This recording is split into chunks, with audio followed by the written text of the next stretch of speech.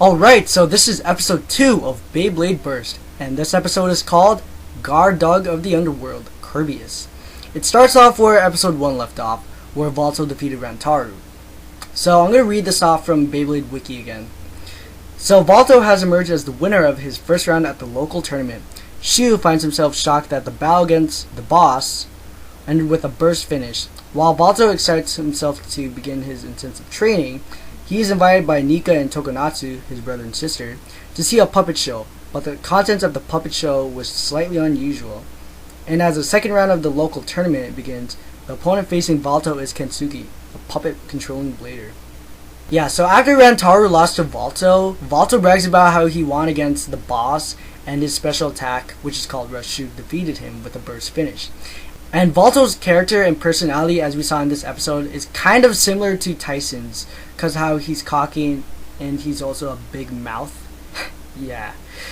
So that's why I like Volto as a character, and I prefer him over Jinga and Zero.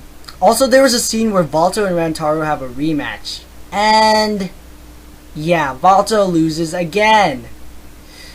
Yeah, because Rantaru wanted to see if his Rush Shoot was a false move.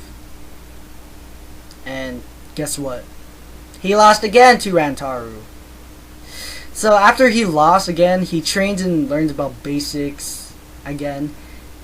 Also before that, Volto was late for school, like Tyson in the first episode of V-Force. Which I like how they were kind of making homages to the original. And he shows off to his classmates how he won. And after school, Volto, Rantaru, Nika, and Tokonatsu visit Shu while he was training. And that same place where Shu was training, I think that's the place where Kai used to train as well during the Bega arc, and I think in episode 4 of G-Revolution. I don't know. It looks like it. Or maybe that's where Tyson met Carlos in episode 1 of season 1. And he also brags to Shu how he won. And like I said when I was reading the plot of this episode, when Volto was done training, his brother and sister take him to see a puppet show at night. Like, who goes to see a puppet show at night? Like, seriously. Oh my gosh, you're just kids. Whatever, it's Japan. And when they arrive to see the puppet show, his brother and sister point that there's a puppet that looks like Volto. Then the next day, the second match of the tournament begins with Volto versus Kensuke. So in the first match, Kensuke wins with a spin finish because Volto's Rush Shoe attack failed. Again.